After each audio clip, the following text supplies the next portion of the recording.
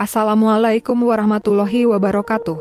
Pada pertemuan kali ini, kami dari kelompok 12 ingin berbagi pengetahuan mengenai suatu aspek yang menarik dan memiliki dampak besar dalam dunia keuangan, yaitu pasar modal syariah. Seiring dengan perkembangan zaman, keuangan syariah semakin mendapatkan perhatian, dan kami berharap dapat memberikan wawasan yang menarik mengenai bagaimana prinsip-prinsip syariah diterapkan dalam dunia pasar modal dan bagaimana akad bisnisnya memberikan landasan yang kuat untuk transaksi yang sesuai dengan nilai-nilai Islam. Selamat menyimak. Materi ini disusun sebagai bagian dari tugas mata kuliah Sistem Ekonomi dan Keuangan Islam oleh Tiara Natasha, Niko Martanto, Suradi, dan Ahmad Dianto. Kami berharap materi ini dapat memberikan pemahaman yang komprehensif tentang konsep pasar modal syariah dan akad bisnisnya dalam konteks ekonomi Islam.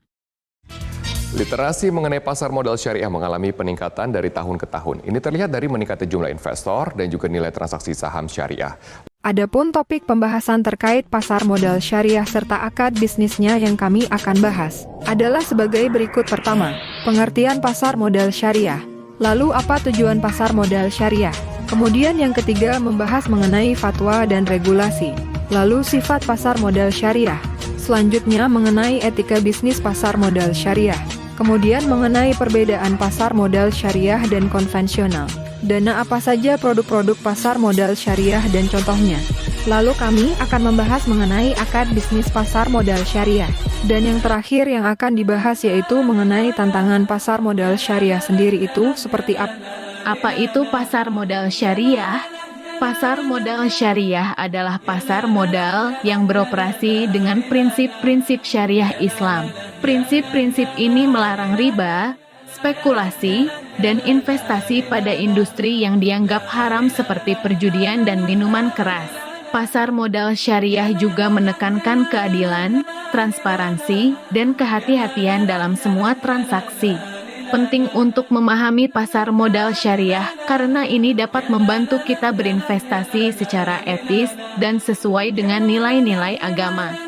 Selain itu, pasar modal syariah juga dapat memberikan keuntungan jangka panjang dan membantu memajukan perekonomian Indonesia secara berkelanjutan. Adapun tujuan dari pasar modal syariah adalah sebagai berikut. Pertama, memenuhi kebutuhan investasi umat muslim. Kedua, mendorong pertumbuhan ekonomi. Ketiga, mendorong praktek bisnis yang etis dan transparan. Keempat, memperkuat sistem keuangan global. Dan yang terakhir, pasar modal syariah dapat menumbuhkan kesadaran sosial dan lingkungan.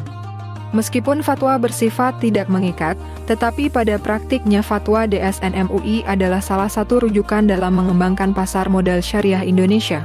5 fatwa DSN MUI yang menjadi dasar pengembangan pasar modal syariah adalah: pertama, Fatwa DSN MUI No. 40 DSN MUI X 2003 tentang pasar modal dan pedoman umum penerapan prinsip syariah di bidang pasar modal. Kedua, Fatwa DSN MUI No. 80 DSN MUI I3 2011 tentang penerapan prinsip syariah dalam mekanisme perdagangan efek bersifat ekuitas di pasar reguler bursa efek. Ketiga, Fatwa DSN MUI No. 124 DSN MUI XI 2018 tentang penerapan prinsip syariah dalam pelaksanaan layanan jasa penyimpanan dan penyelesaian transaksi efek serta pengelolaan infrastruktur investasi terpadu. Keempat, Fatwa DSN MUI No. 138 DSN MUI V 2020 tentang penerapan prinsip syariah dalam mekanisme clearing dan penjaminan penyelesaian transaksi bursa atas efek bersifat ekuitas di bursa efek. Dan yang terakhir, Fatwa DSN MUI No. 135 DSN MUI V 2020 tentang saham. Dari sisi hukum sendiri, Islam memperbolehkan kegiatan investasi ini, dikarenakan kegiatan ini termasuk kegiatan bermuamalah selama berada pada koridor syariah dan tidak melanggar apa yang dilarang dalam rambu-rambu muamalah syariah. Pasar modal syariah bersifat universal karena dapat diterapkan di seluruh dunia tanpa terpengaruh oleh perbedaan budaya, agama, atau lokasi geografis. Ini menunjukkan bahwa pasar modal syariah bukan hanya relevan untuk komunitas muslim, tetapi dapat diterapkan secara lebih luas dalam konteks global. Dengan kata lain, prinsip-prinsip etika dan keuangan yang melandasi pasar modal syariah dapat memiliki aplikasi yang lebih luas dan dapat diterima oleh individu dan entitas di berbagai belahan dunia. Etika bisnis dalam pasar modal syariah menekankan pada keadilan, transparansi, dan keberkahan. Ini adalah landasan dari berbisnis dalam prinsip syariah. Berikut adalah perbedaan dasar antara pasar modal syariah dan pasar modal konvensional. Dalam pasar modal syariah harus memperhatikan kriteria emiten penjual saham karena harus halal, sedangkan dalam konvensional tidak tergantung pada status kehalalannya. Dalam pasar modal syariah juga menggunakan prinsip bagi hasil, sedangkan dalam konvensional menggunakan suku bunga. Terdapat 6 produk pasar modal syariah. Yang pertama, saham syariah kedua, sukuk ketiga, reksadana syariah keempat ada, ETF syariah atau Exchange Traded Fund syariah kelima ada, efek beragun aset syariah, dan yang terakhir ada dana investasi real estate syariah. Ada 2 jenis saham syariah yang diakui di pasar modal Indonesia. Pertama, saham yang dicatatkan sebagai saham syariah oleh emiten atau perusahaan publik syariah berdasarkan peraturan OJK nomor 17/POJ 04/2015 tentang penerbitan dan persyaratan efek syariah berupa saham oleh emiten syariah atau perusahaan publik syariah kedua.